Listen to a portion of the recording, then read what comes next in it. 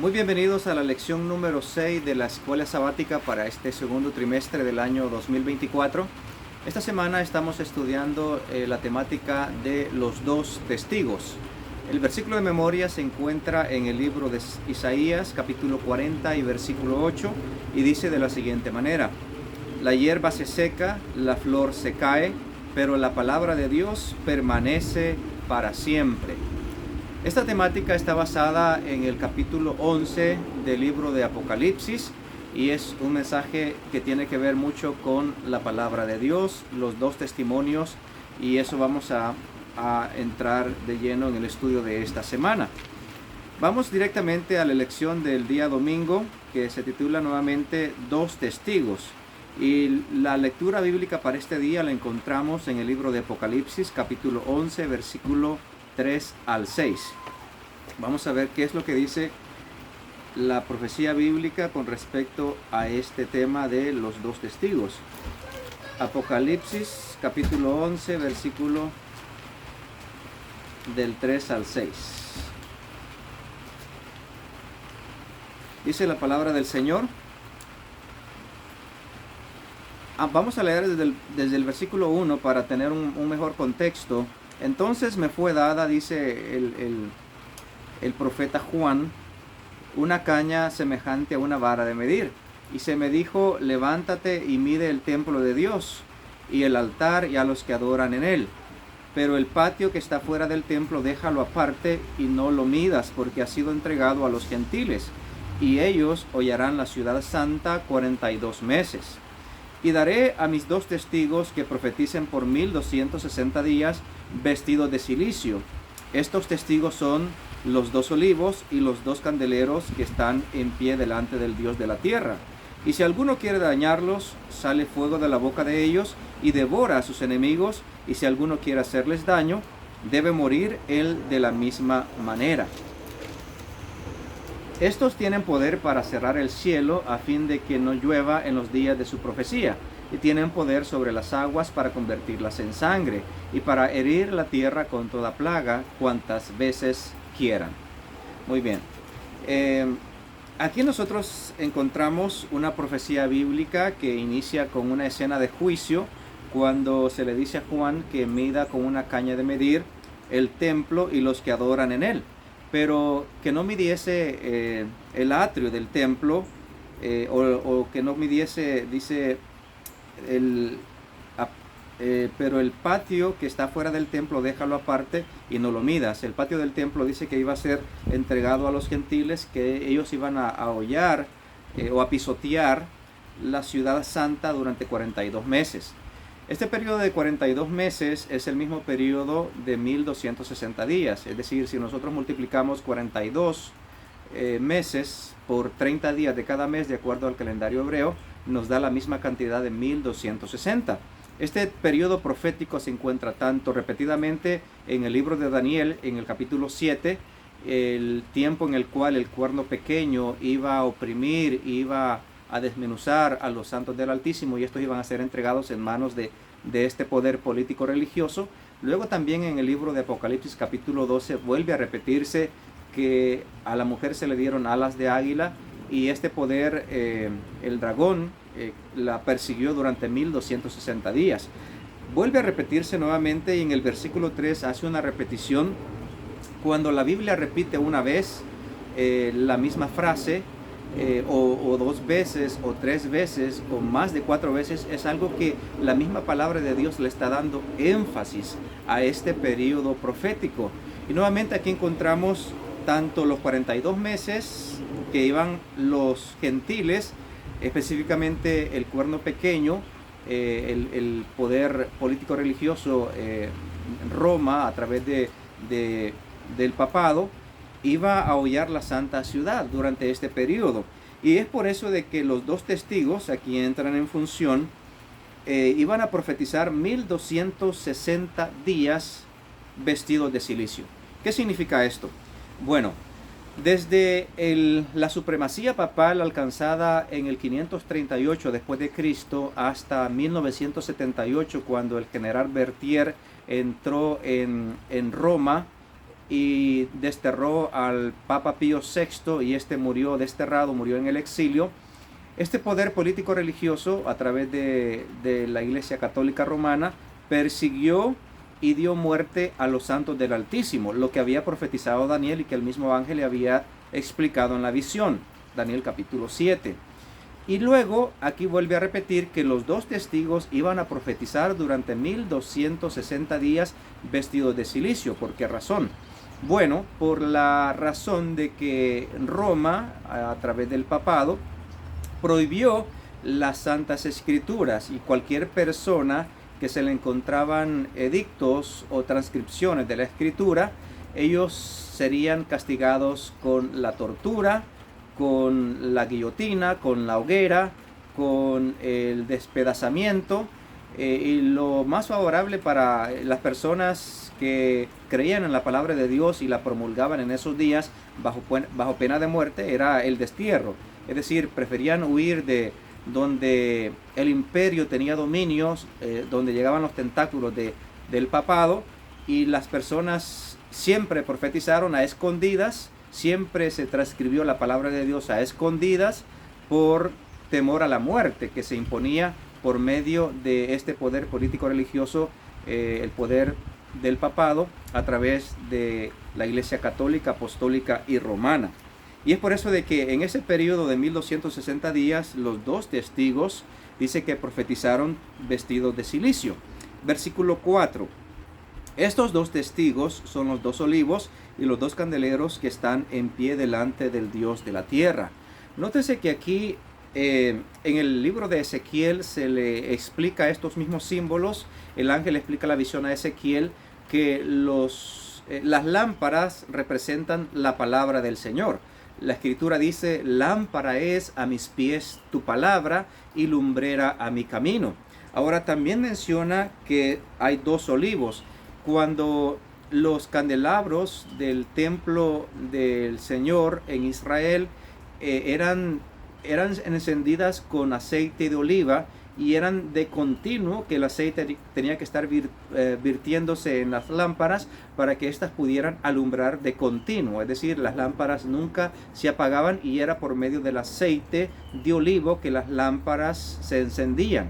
Bueno, lo mismo hoy en día nosotros tenemos la palabra de Dios, que es lámpara, dice la escritura, a nuestros pies su palabra, y lumbrera a nuestro camino, pero es con la guía del Espíritu Santo, un símbolo del aceite, el aceite de la unción, el aceite que prendía las lámparas, era un símbolo del Espíritu Santo que puede alumbrar el entendimiento de toda persona que estudia diligentemente la palabra de Dios. Es decir, hay muchas personas que estudian la Escritura, pero sin la unción del aceite del Señor, sin la unción del Espíritu Santo, nosotros no podemos adquirir ningún conocimiento, porque el Espíritu Santo fue el que inspiró a los santos hombres de Dios a que escribieran la palabra del Señor. Nunca jamás la profecía vino por voluntad humana, sino que los santos hombres de Dios fueron inspirados por el Espíritu Santo.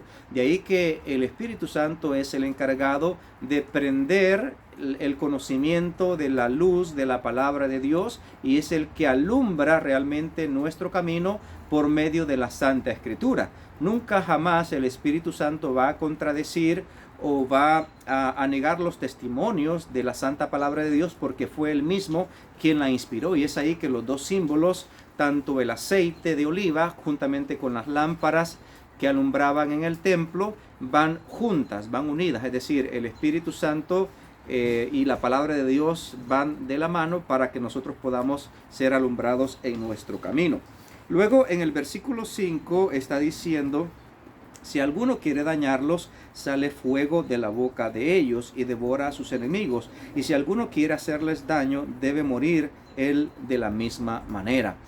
A través de los tiempos el enemigo se ha ensañado en contra de la palabra de Dios y ha buscado una y mil maneras de destruir la Escritura. Y fue por medio del papado que él estuvo por mucho tiempo sumergida las Escrituras en el anonimato, encadenadas a través de un idioma que el pueblo no entendía.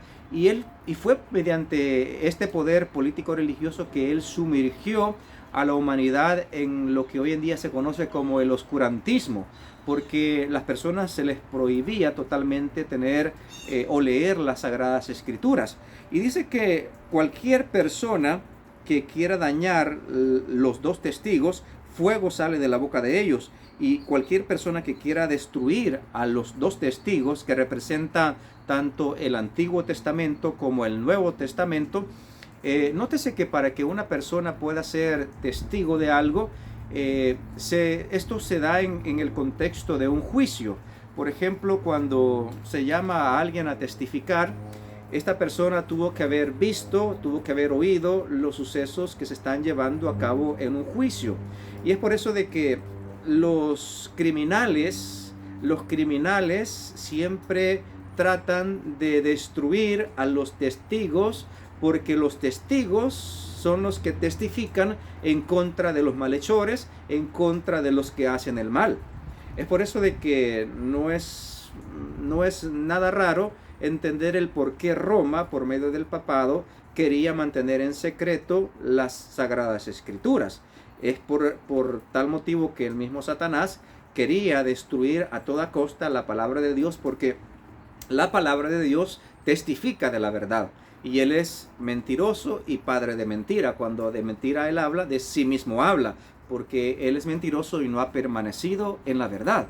Luego, los dos testigos, que son la palabra de Dios, tanto el Antiguo Testamento como el Nuevo Testamento, de acuerdo a la profecía de Ezequiel, que al mismo ángel se le explica, en la Escritura, tanto en el Antiguo Testamento, se declara el plan de Dios para salvar a la humanidad. Las profecías que anunciaban al primer advenimiento de Cristo, y cómo el plan de salvación se mostraba a través de figuras, a través de símbolos, a través de sacrificio de animales puestos por Dios para sacrificios, como el corderito, la palomita, y todo el sistema religioso que el Señor estableció en el pueblo de Israel.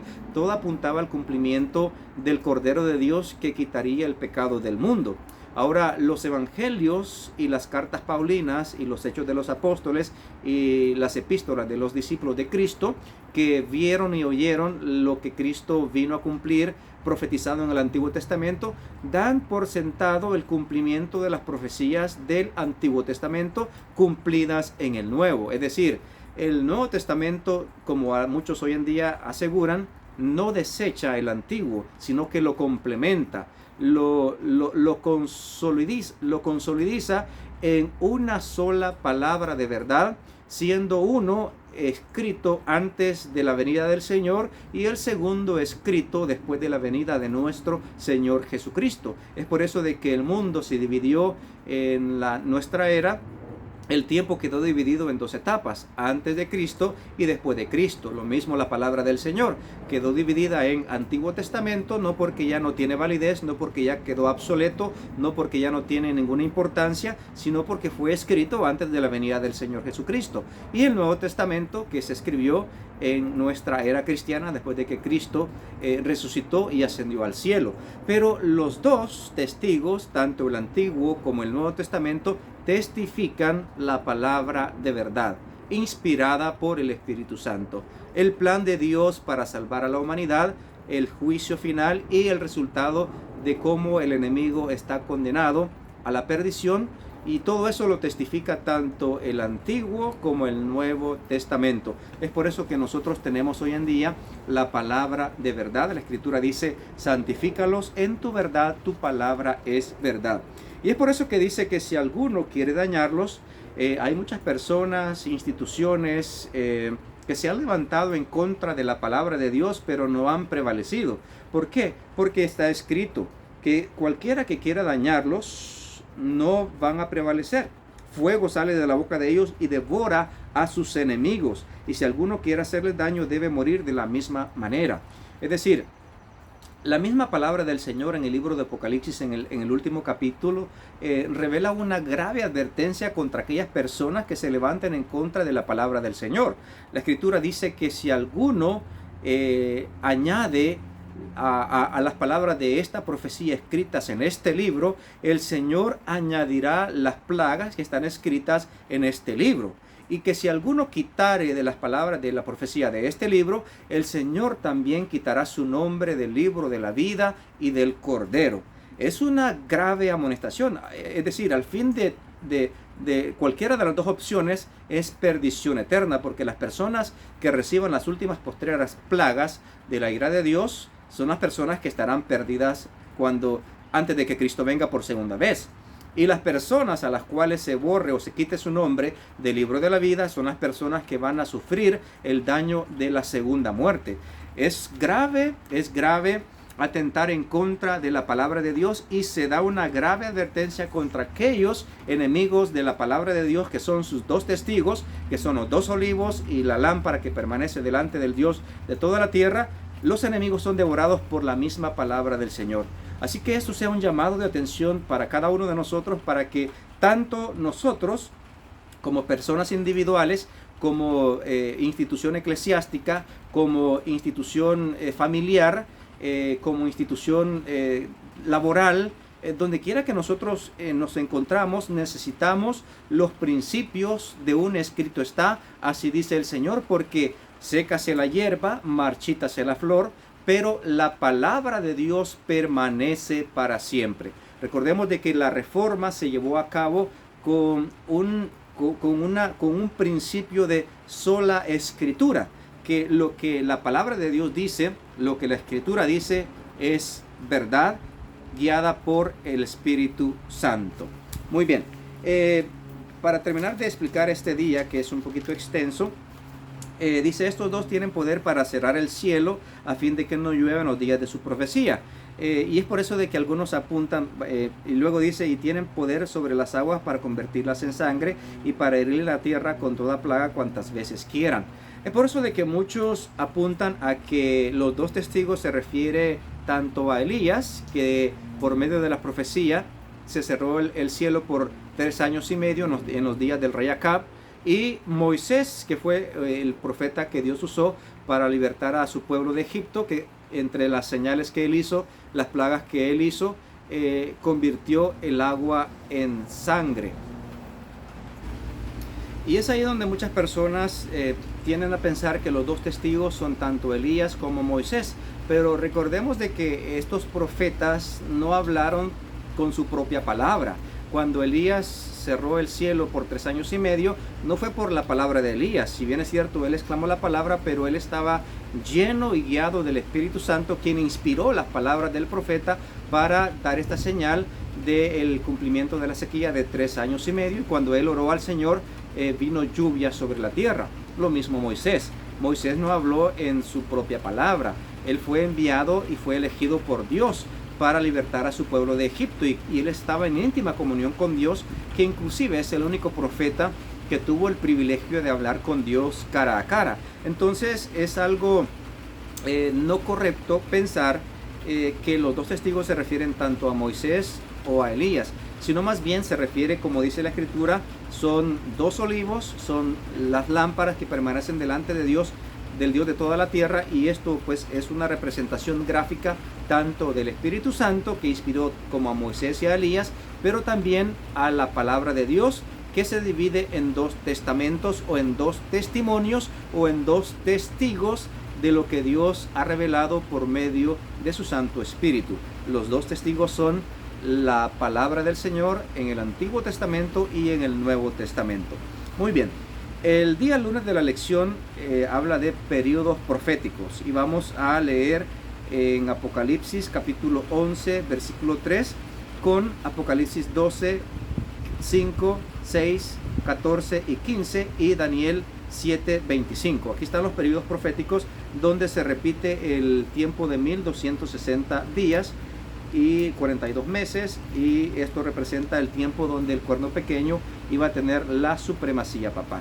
Veamos por ejemplo Apocalipsis 11 versículo 3, dice: y daré a mis 2 testigos que profeticen por 1260 días vestidos de silicio. Número 1, ya 1260 días. Apocalipsis 12:5, este mismo periodo se encuentra también en el versículo 2. Por el patio dice que está fuera del templo, déjalo aparte y no lo midas, porque ha sido entregado a los gentiles, y ellos hollarán la santa ciudad 42 meses. Nuevamente se menciona 42 meses como el mismo periodo profético de 1260 días. Vamos por ejemplo a Apocalipsis capítulo 12, versículos 5 y 6. Y ella dio a luz un hijo varón que regirá con vara de hierro a todas las naciones, y su hijo fue arrebatado para Dios y para su trono. Y la mujer huyó al desierto, donde tiene lugar preparado por Dios para que ahí la sustenten por 1260 días. Nuevamente el mismo periodo profético. Veamos en versículo 14 y 15 del mismo capítulo 12. Y se le dieron a la mujer las dos alas de la gran águila, para que volase de delante de la serpiente al desierto, a su lugar donde es sustentada por un tiempo y tiempos y la mitad de un tiempo. Y la serpiente, dice en el versículo 15, arrojó de su boca tras la mujer agua como un río, para que fuese arrastrada por el río. Pero la tierra ayudó a la mujer, pues la tierra abrió la boca y tragó el río, y el dragón había echado de su boca. Muy bien, entonces veamos por ejemplo el último texto del estudio de este día en Daniel capítulo 7 y versículo 25. Daniel 7, 25. Daniel 7, 25 dice: y hablará palabras contra el Altísimo, y a los santos del Altísimo quebrantará, y pensará en cambiar los tiempos y la ley, y serán entregados en su mano hasta tiempo y tiempos y medio tiempo. Ok, nuevamente aquí nosotros encontramos que se repite una y otra vez este periodo profético de tiempo, tiempos y medio tiempo, que equivale a un tiempo a un año, tiempos a 2 años y medio tiempo a medio año, que esto equivale a 3 años y medio.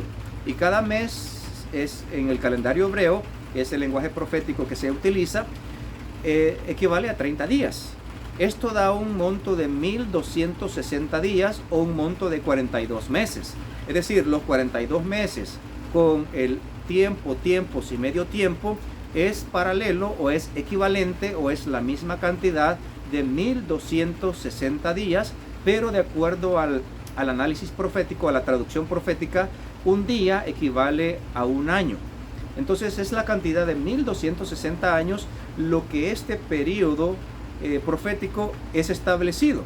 Es el tiempo en el cual el papado, el obispo de Roma, el cuerno pequeño que describe tanto el libro de Daniel como las profecías de Apocalipsis, como el hombre de pecado que describen las cartas paulinas, apuntan a un solo personaje, al obispo de Roma, al papa, al sistema papal y a todo este sistema político religioso que reinó durante este periodo de 1260 años, iniciando en el 538 y finalizando con 1978, cuando el general Berthier sacó de la catedral al obispo de Roma y lo envió al destierro, y este murió en el destierro. Otro papa fue puesto en su lugar tiempo después, pero nunca desde ese entonces el papado, este sistema político religioso, ha tenido tanto poderío, tanta hegemonía en el mundo entero como lo tuvo en esos periodos de 1260 años profetizados en el libro de Daniel y en el libro de Apocalipsis. Muy bien, vemos como la profecía bíblica lo repite y lo enfatiza, porque esto es muy importante. Es decir, no hay otro poder, no hay otro personaje, no hay otro sistema a la cual la Biblia apunta que iba a reinar durante este periodo de 1260 años, equivalente también a 42 meses, equivalente también a tiempos y la mitad de un tiempo. Vemos que hoy en día este sistema quiere resurgir, y va a resurgir en el tiempo del fin, poco antes de la segunda venida de nuestro Señor Jesús, de acuerdo a las profecías de Apocalipsis capítulo 13. Pero la profecía lo ha descrito de antemano, las cosas que están por suceder pronto y las cosas que han acontecido en la historia de la humanidad. Muy bien, la lección del día martes se titula "Los 2 testigos son asesinados". Muy bien, hasta este momento hemos determinado, de acuerdo a la profecía bíblica, de acuerdo a la interpretación profética del profeta Ezequiel, que los dos testigos representan la palabra de Dios, tanto Antiguo Testamento como Nuevo Testamento. Pero de acuerdo a la profecía bíblica, un poder que surge del abismo iba a enemistarse tanto en contra de los dos testigos que los iba a asesinar. Y vamos a ver cómo la Francia atea, la Francia apóstata, está enmarcada en las profecías del capítulo 11 del libro de Apocalipsis, específicamente en los tiempos de Napoleón Bonaparte y la Revolución Francesa. Veamos nuevamente en el libro de Apocalipsis capítulo 11, versículos 7 al 9, cómo se había profetizado muchísimos años antes, cómo la Francia atea, un poder de la antigua Roma, del Imperio Romano, se iba a enemistar en contra de la Escritura y les iba a dar muerte a los dos testigos. Y esto está constatado en documentales de historia, en libros de historia, en análisis de historia, pero lo había profetizado de antemano la palabra de Dios por medio de la profecía bíblica. Veamos en el libro de Apocalipsis 11, versículos 7 al 9. Dice la palabra del Señor: cuando hayan acabado su testimonio, la bestia que sube del abismo hará guerra contra ellos, y los vencerá y los matará. Y sus cadáveres estarán en la plaza de la grande ciudad, que en sentido espiritual se llama Sodoma y Egipto, donde también nuestro Señor fue crucificado.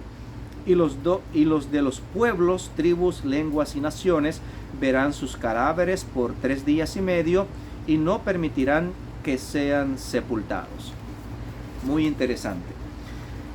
Cuando hayan acabado su testimonio, la bestia que sube del abismo hará guerra contra ellos y los vencerá y los matará.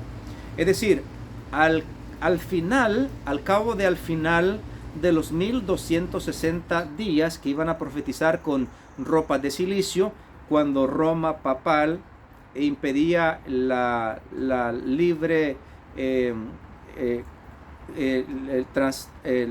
la libre expresión de la palabra de Dios, la libre circulación, era la palabra que estaba buscando, la libre circulación de las escrituras. Al fin de ese tiempo, dice que la bestia que sube del abismo haría guerra contra ellos y los vencería y los mataría. La bestia que sube del abismo no es otro menos que Satanás.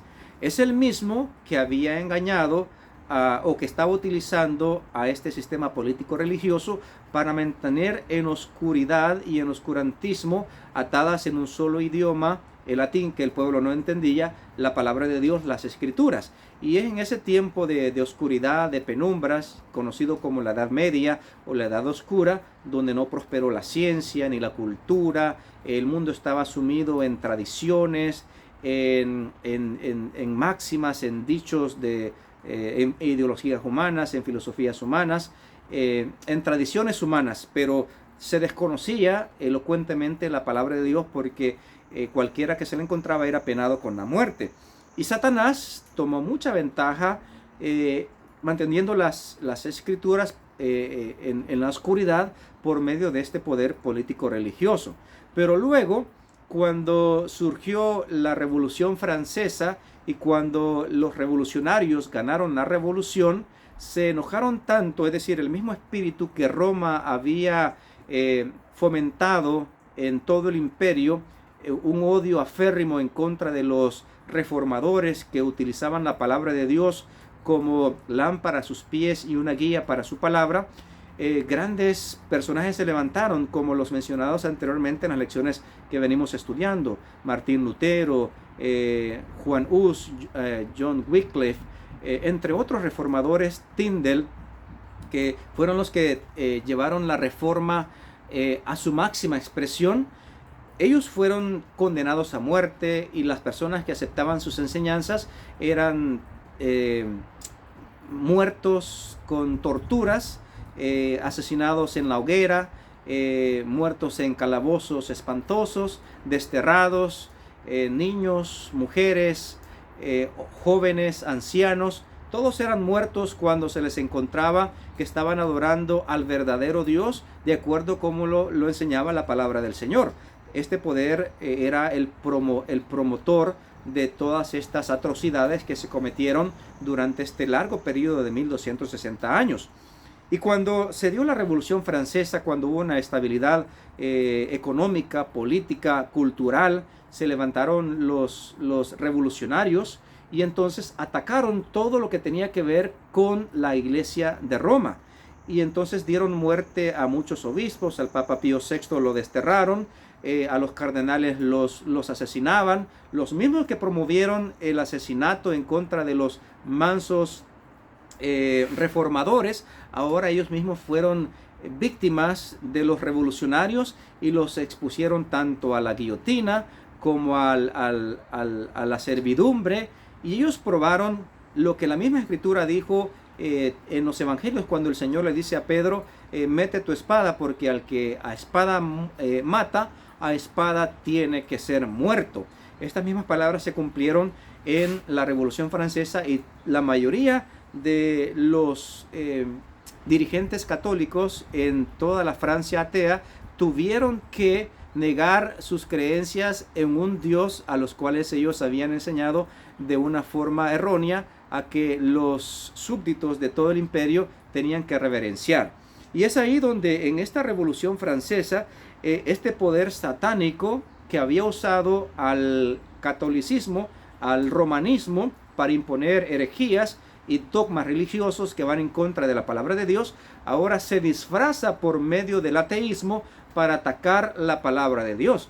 Y esto es muy importante mencionarlo, porque el causante de toda mentira, el causante de toda falsedad, el causante de todo ataque en contra de Dios, en contra de su palabra, en contra de los mandamientos del Señor, es Satanás mismo, el padre de toda mentira.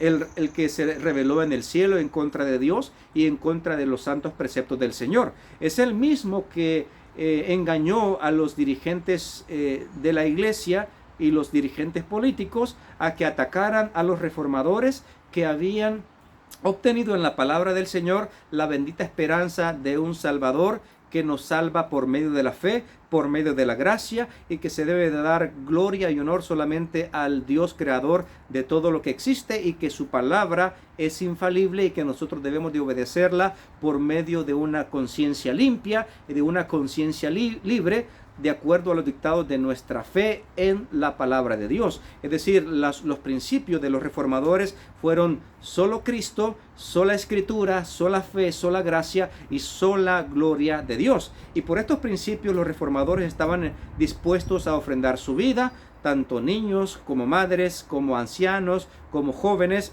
Hubieron muchos que traicionaron la causa, pero muchos, miles y millares ofrendaron sus vidas en la hoguera, en la guillotina, en la tortura, en cárceles oscuras, por permanecer fiel a la palabra del Señor, a lo que ellos habían creído. Pero luego, cuando se desenmascaró el error de la iglesia romana, los sofismas de la iglesia y cómo ellos utilizaban todos estos engaños para enriquecerse a costa de la ignorancia de la gente, entonces vino el enemigo, Satanás, la bestia que sube del abismo, que no es otro que Satanás, engaña a la Francia atea por medio del ateísmo, y entonces hace guerra contra ellos y los vence, y los mata y los asesina. ¿Cómo sucedió esto?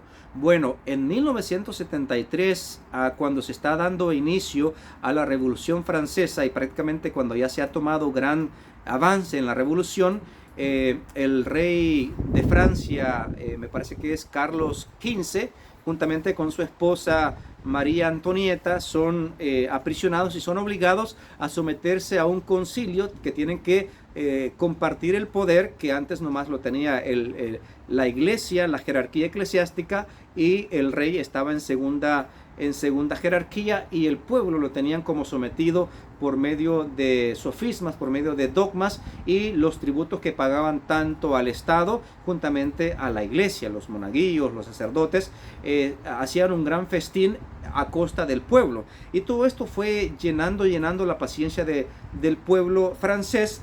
y fue en 1793 cuando en la Revolución Francesa, en el Congreso ganado por la Nueva Revolución, se da un edicto donde se prohíbe la adoración a todo lo que se considere Dios, porque el único Dios que ellos conocían era el Dios que les había presentado Roma. Obviamente hubieron reformadores que pudieron haber contrarrestado este asunto, pero estos, al rechazar o al aceptar las enseñanzas de Roma, juntamente con los edictos de la realeza, en contra de los reformadores, que se les daba muerte, se les torturaba y los mandaban al exilio, los que quedaron eran todos simpatizantes del romanismo.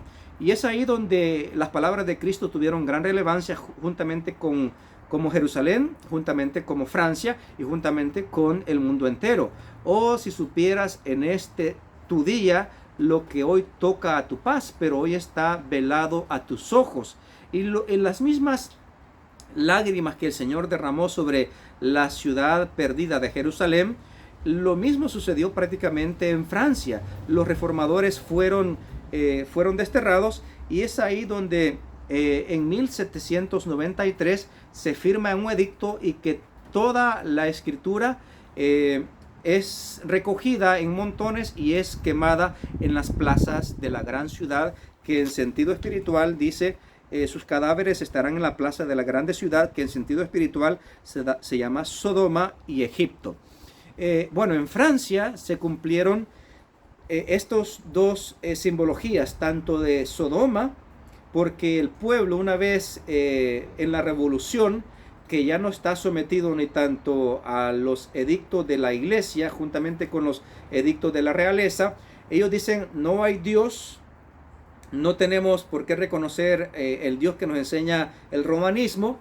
Las Biblias las recolectaron en montones y las quemaron sobre las calles de todo París, de toda la nación francesa, y las amontonaron en la plaza de la grande ciudad y las quemaron, les dieron fuego. Y es ahí donde dice que en sentido espiritual esta ciudad se llama Sodoma y Egipto. ¿Por qué razón? Bueno, recordemos de que Sodoma es un simbolismo de la inmoralidad sexual, de la disipación y del libertinaje. Y en Francia, una vez que se quitaron las restricciones del Estado y de la iglesia, entonces el pueblo celebró con danzas, con bailes, hombres y mujeres danzaron por todo el país y por las grandes ciudades el nuevo edicto, donde no se reconocía ni a Dios ni a la iglesia, sino que solamente a la razón. Vistieron a una mujer bailarina de ballet, la vistieron, la llevaron al Congreso juntamente con una comitiva de una banda musical. Después de la banda musical iba una enorme comitiva, una enorme procesión, y llevada en hombros una mujer vestida con ropas reales, y cuando se le destapó el rostro del velo que tenía puesto, era una mujer que se le reconocía en la alta sociedad por ser una bailarina de ballet. Y entonces dijeron todos los parlamentarios del nuevo Congreso que había sido ganado por la Revolución Francesa: Francia, aquí está la diosa de la razón. Esa es la única que nosotros vamos a venerar y vamos a adorar. La sacaron del Congreso, hubo un voto unánime donde no se reconocía a Dios ni a la palabra de Dios, se prohibía totalmente la circulación de la escritura, y entonces la nación entera celebró este nuevo edicto ganado por los revolucionarios. Se llevó a la plaza de la ciudad, y ahí todos los que estaban presentes se inclinaron ante la única diosa que se reconocía, la diosa de la razón. Tristes fueron los resultados durante 3 años y medio, donde Francia negó los principios de la palabra de Dios. El vicio empezó a acaecer durante toda la nación.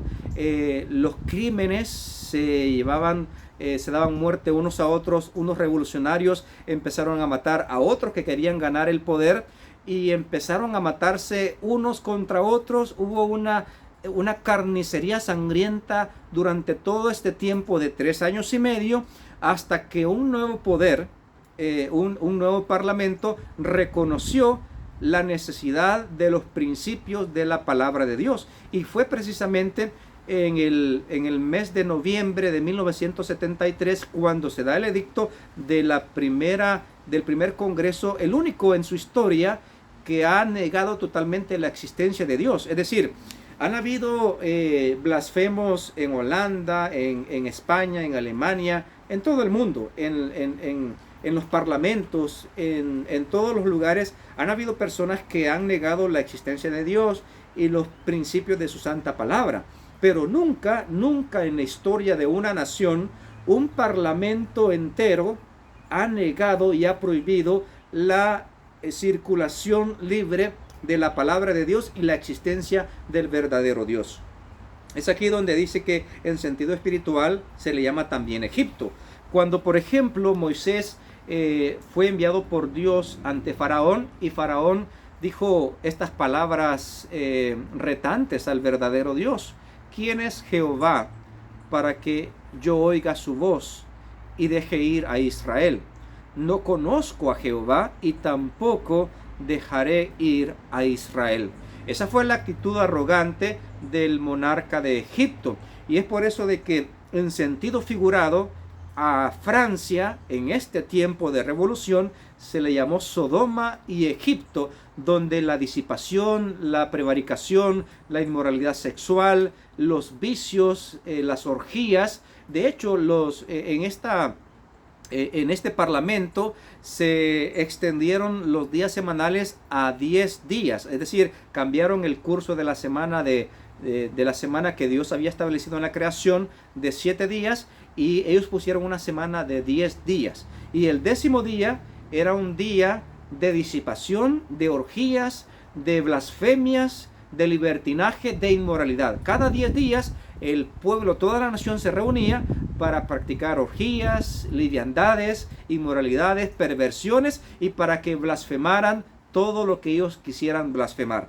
De esa manera, Francia se convirtió en Sodoma y en Egipto, prevaricando contra el Dios del cielo, y cómo la bestia, Satanás, que estaba detrás de todo este asunto, pudo lograr el dominio de una nación entera. El versículo 9 dice: y de los pueblos, tribus y lenguas y naciones verán sus cadáveres por 3 días y medio y no permitirán que sean sepultados. Fueron 3 días y medio, 3 años y medio, donde Francia pudo ver en carne propia cuáles son los resultados de negar los principios retenedores a la alma prevaricadora de la palabra de Dios. Es decir, lo que retiene al alma de prevaricar o de hundirse en las profundidades del pecado, de la iniquidad, de la inmoralidad y de la desgracia, es la palabra de Dios. Y esto debe ser un llamado de atención que nosotros podamos ver en la Francia atea, en la Francia prevaricadora, sodomita y atea, cómo son los resultados de que nosotros neguemos al Dios verdadero y a su santa y bendita palabra. Muy bien. Y ustedes pueden extenderse más en la historia de la Revolución Francesa. Ahí hay muchísima información de cuáles fueron los tristes resultados de cómo esta nación sucumbió al ateísmo y a la prevaricación, a la liviandad y a la inmoralidad. Wow, me he pasado muchísimo. Voy a cortar este video por cuestión de tiempo. Luego dice aquí en el versículo 10: y los moradores de la tierra se regocijarán sobre ellos y se alegrarán y se enviarán regalos unos a otros, porque estos 2 profetas habían atormentado a los moradores de la tierra. Pero después de 3 días y medio entró en ellos el espíritu de vida enviado por Dios, y se levantaron sobre sus pies, y cayó gran temor sobre los que los vieron. Y oyeron una gran voz del cielo que les decía: subid acá. Y subieron al cielo, y una nube, y sus enemigos los vieron. Fue precisamente, y aquí estoy resumiendo la lección del miércoles y del jueves, que 3 años y medio después, en el verano, en junio de 1797, 3 años y medio después, fue cuando el nuevo parlamento reconoció la necesidad de establecer las escrituras como palabra de Dios, y dar libertad religiosa y permitir de que se celebre el culto a Dios. Y es ahí donde se cumple la profecía nuevamente de la palabra de Dios. En 1800 y algo, en Gran Bretaña, se establece la Sociedad Bíblica de Gran Bretaña. En otros países también de Europa empiezan a producirse ejemplares de la Biblia. Cuando se establece la Sociedad Bíblica Británica, se transcribe la palabra de Dios a más de 50 idiomas en los lenguajes conocidos en ese tiempo. Cuando se estableció la Sociedad Bíblica Unida aquí en Norteamérica, entonces en 1800 y algo también, no tengo las fechas exactas, se me han ido, pero cuando empiezan a surgir las sociedades bíblicas, tanto en Gran Bretaña, en otras partes de Europa, en Estados Unidos, la Biblia empieza a darse a conocer en el mundo entero. Hasta que hoy en día los enemigos de la palabra de Dios se han dado cuenta que los dos testigos que habían sido muertos en esta ciudad conocida como Sodoma y Egipto, representada en Francia, hoy en día ha resurgido, ha revivido, y hoy en día la palabra de Dios se tiene en todos los idiomas conocidos en el mundo entero. La palabra de Dios dice que este evangelio será predicado por testimonio a todas las naciones, y entonces, y solamente entonces, vendrá el fin. Sécase la hierba, marchítase la flor, pero la palabra de Dios permanece para siempre. Cierro con estas palabras de bendición. Bienaventurados los que oyen y los que leen las palabras de esta profecía, porque el tiempo está muy cerca. Bendiciones para todos.